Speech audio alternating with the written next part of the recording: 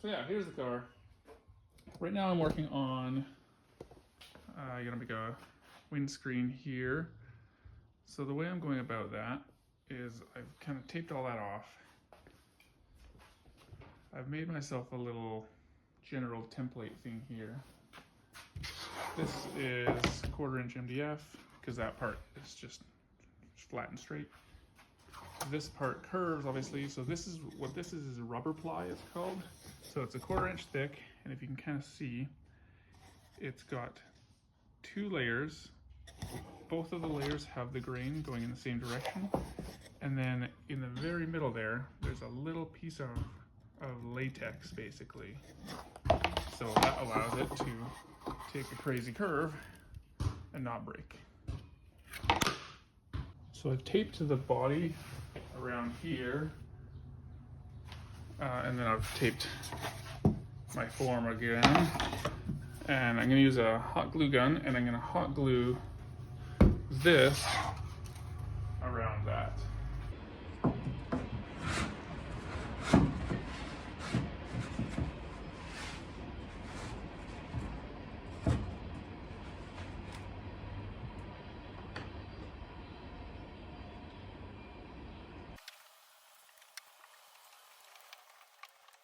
There, I think that seems kind of about the right angle.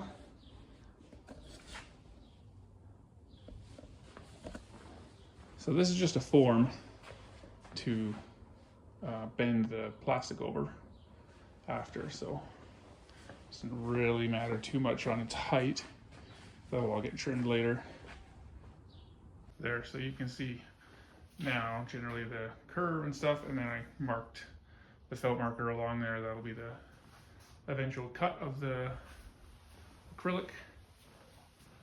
Obviously I want the mold that I'm making to be bigger than the acrylic. I can cut the acrylic later, but that'll be the line that I'll follow when I cut it. So now that this is kind of semi-glued on there, I need to make a frame for it, obviously, so it can stay in that position. I can release it after. So got a chunk of 3/4 MDF, and I'm gonna cut it like this, give it a general radius, and then I'm gonna stick it in there and trace along the bottom and get the bottom profile of that.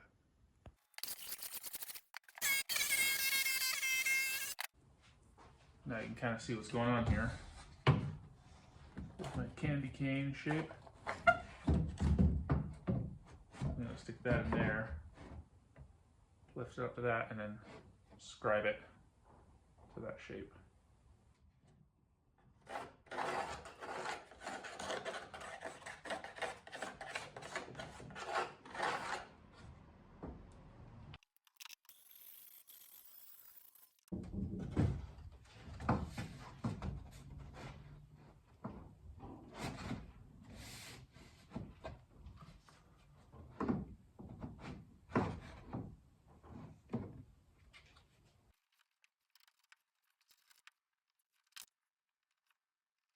Okay, so I've cut all these little blocks and then just glued them in at, each one, the angle slightly changes as it goes between, 28 degrees and, 22 degrees. So those are all glued in there, so obviously I'll let those set up now. And then when that's all good, I can pop this whole thing down and I've got my jig for my windscreen.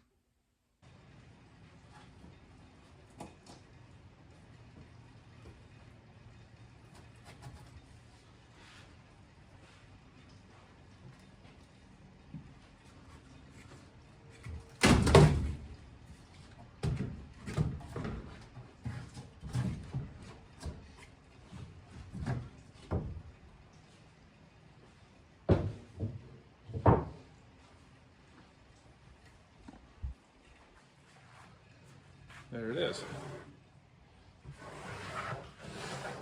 Nice and solid. Okay, so the form is off the car. It worked out really good. Put it in here. So here it is. Nice and strong. I've sanded the joint nicely. So the ribs inside it are holding its shape. On the bottom side, I made a flange, obviously in this L shape, kind of like the form, and I'm going to use that to kind of clamp it to the table edge. Then I cut 2 of these because inevitably I'm sure I'm going to screw one up. Here's my acrylic. It's got a kind of a protective coating on each side, so it looks cloudy, but it's clear. So I'm going to clamp this thing to the table. I'll clamp a piece to there, and then roll it around and torch it and see what happens. Here's another thing I got to show you. This is a really fine felt. If you can see that. Finer than like a pool table top. I don't know what you'd call it. Like almost like a velvet. Yeah, I guess it's like a fine velvet. So I need to take this and cover the face of the form in that with just spray contact cement.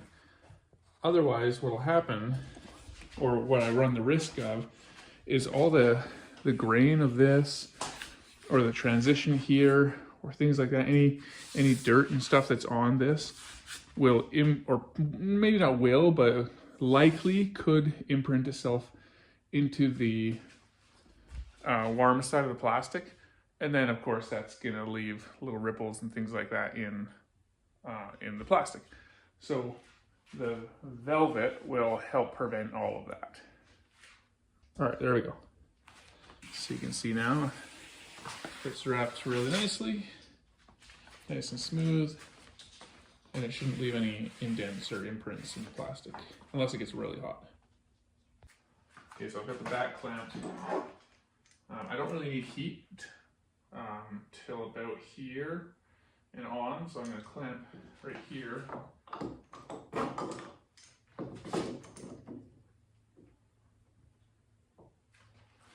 Just to keep things steady.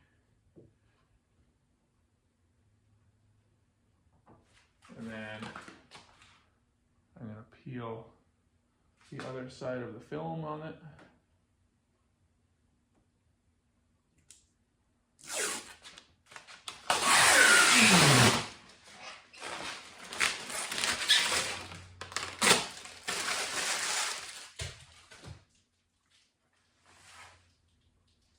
Yeah, that looks pretty good.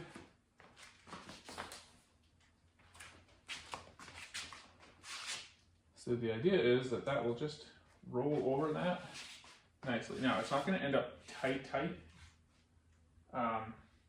It's not going to like roll over it and be like perfect and take that perfect shape. Like it's always going to have a bit of spring back to it, which is fine. When I put it on the flange of the car, the flange will obviously hold it, even though it's in kind of a somewhat stressed position. That's actually okay.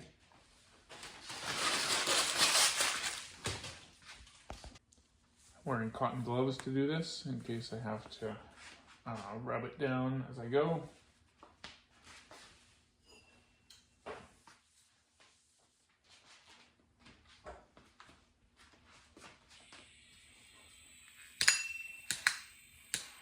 Come on.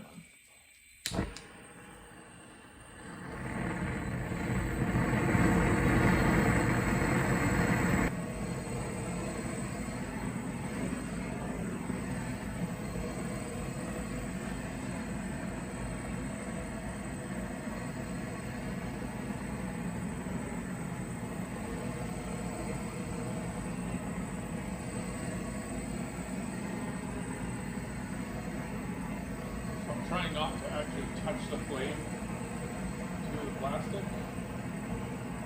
Give just a little bit away. Doesn't take much. But you can definitely feel it when it kind of loosens and settles versus when it wants to stretch.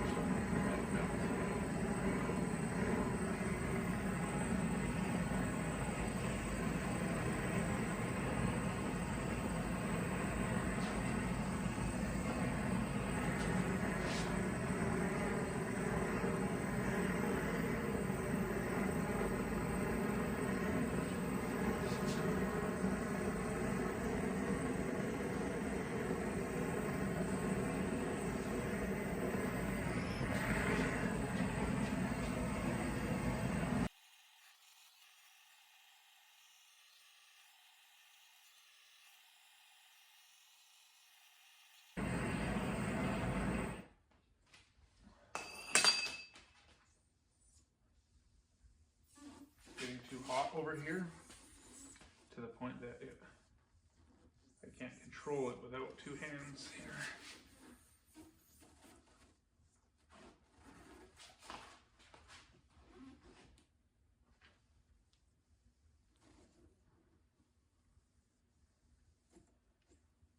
Looks good though.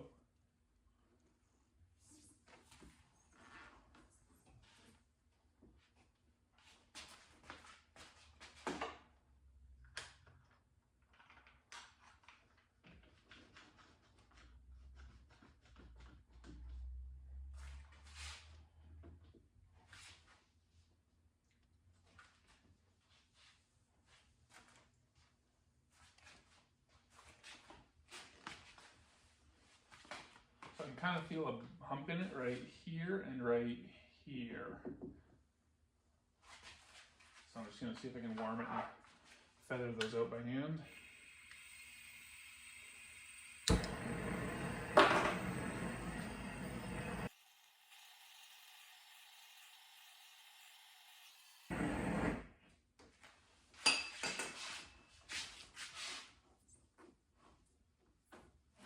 There we go. Kind of feel them work themselves out. It's most likely that spot, like it's kind of up high, and it's most likely that'll get cut out, but still. If it doesn't, it'll cause kind of a little distortion that you'll be able to see in the reflection.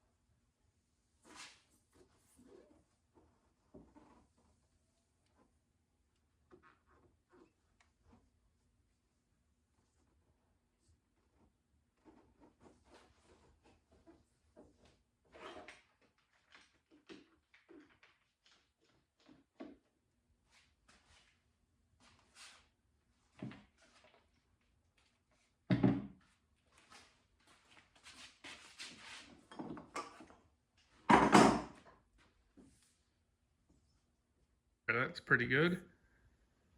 I'll have to see how it is once I trim it and stuff. So if I pop that off there, when I pop that off, it's still going to spring back by probably a good 30%, but that's fine. What I've done is taken the stress out of it, so it'll still go on the flange, no problem. It's not stretching itself to the max to stay on that flange now. And that'll be totally fine for it.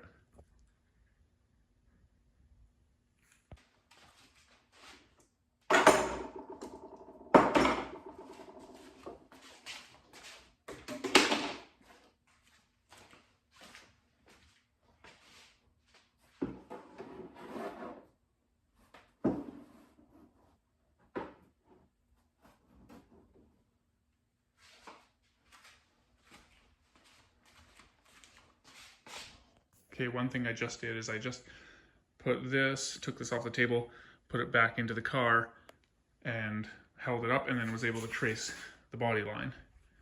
So that is the top of the flange right there.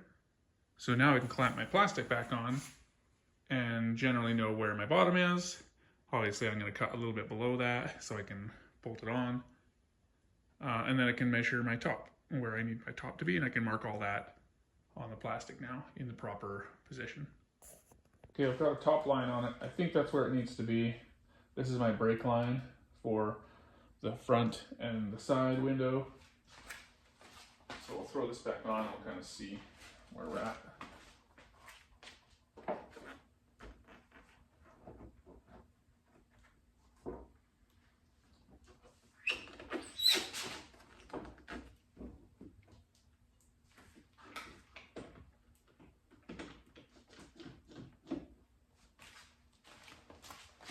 Okay, that's about where that's gonna go. So I obviously want to cut below that line, that's the body line. I want to be actually down here, so I have room for the flange. But the top line will cut right on the top line. So I'm going to use some 1-inch tape. Probably give myself a little bit more than an inch on that line. Yeah, maybe an inch. We'll just go right on it like this, below it.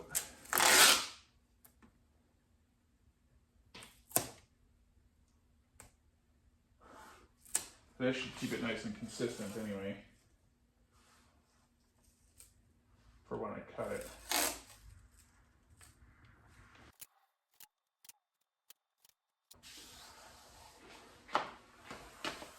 Okay, so there, I'm going to be cutting to the bottom of the tape on that one.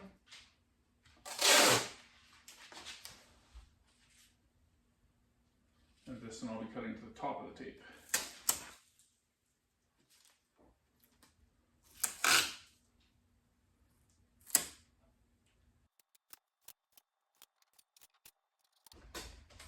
Okay, take a look at that, see how that looks.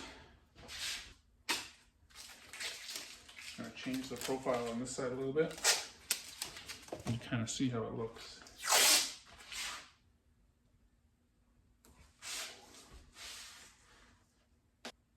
Yeah, I think I can get away with that. I'm trying to make it so that on this side, it doesn't come across, like I think this is 3.5 or 4 inches here, 3 3/4 maybe. And I'm trying to make it so it comes across and then tapers down maybe to like 3-inch on this side without looking stupid from the front. I don't want it to look from the front and look like this, if that makes sense. But I think this will work. I think we got it right there. Okay, I've taped it all off. Remember, I'm going to cut the top of this line and the bottom of this line. So I'm going to use my little bandsaw here. I've kind of taped off the face, and I'll just be careful on the inside with my hands. Try not to scratch it.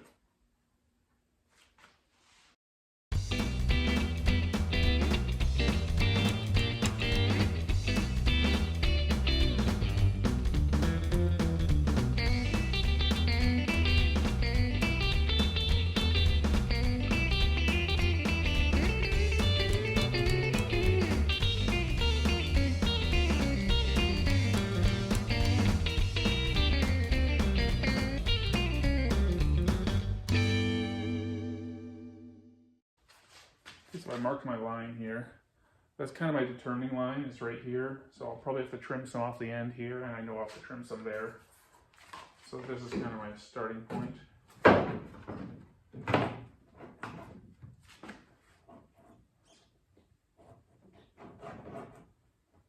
So yeah, I'll probably have to trim to here.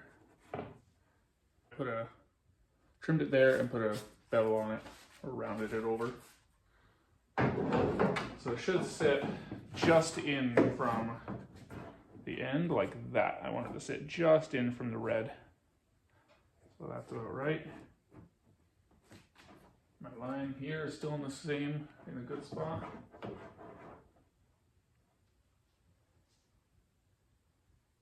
Now I suppose at this point, I should probably drill my holes around this, because then I can put in clecos to hold this while I do it and mark the rest of it. That's probably what I'll do. Okay, so I've kind of figured out my placement where I need my bolt holes to go. I need obviously some right there on the joint, one tight there, and then I've kind of devised a similar measurement between these ones and these ones. So it's all about 5 3/4, 5 3/8, somewhere in that realm.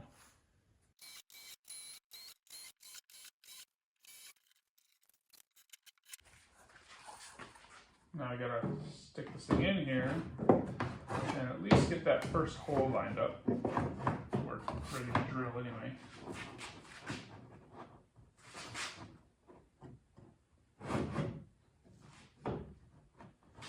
It's gonna be right about there.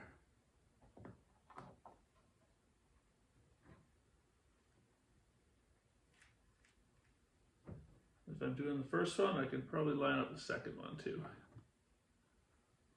Maybe the third. To drill this, I gotta be really careful.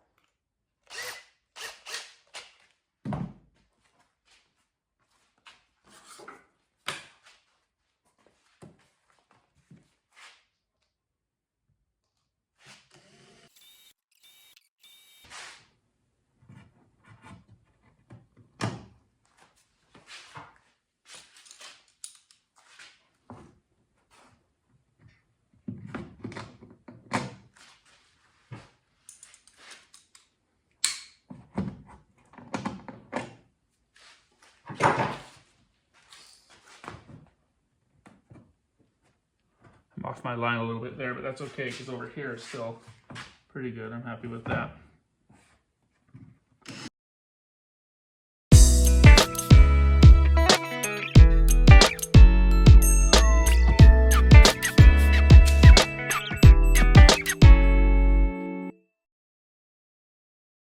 There we go.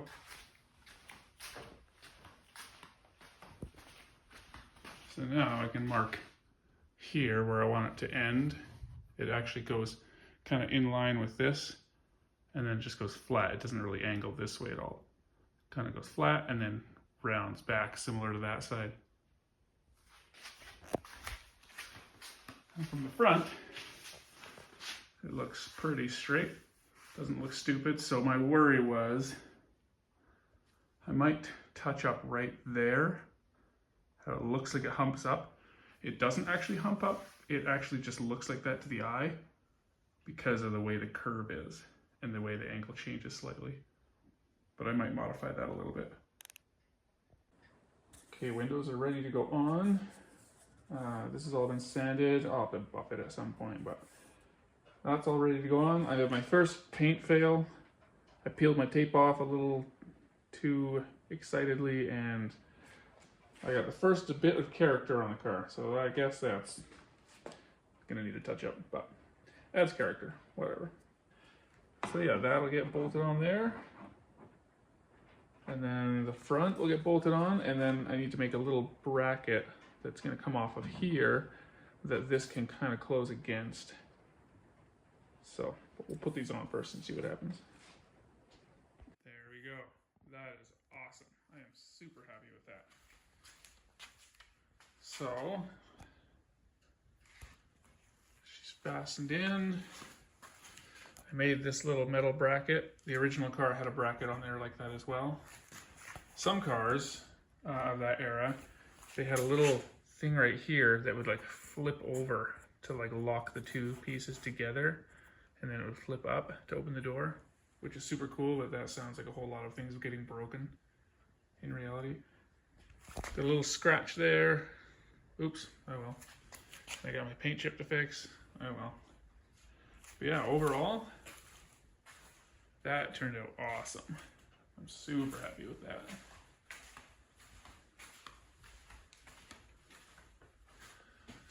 I used square nuts because they're just that much more old school.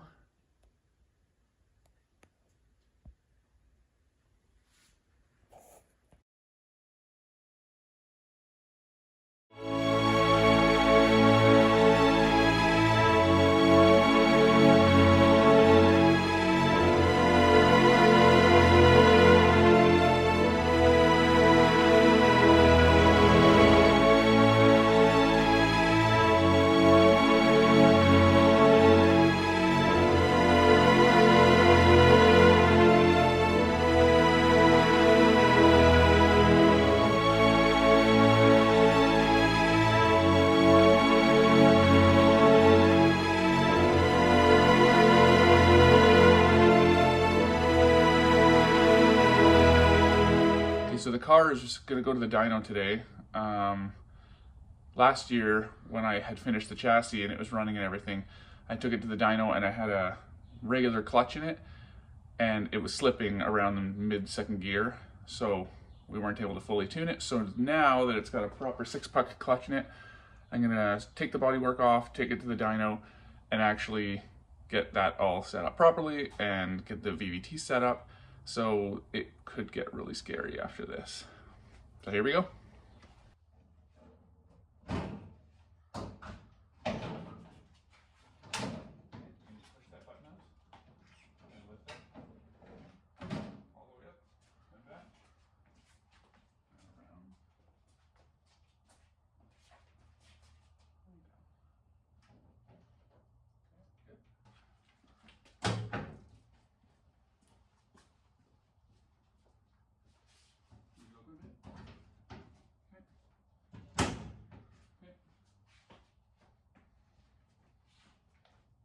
So the front is going to come off. We're going to lift up. And then it's going to come off the front. Slide up.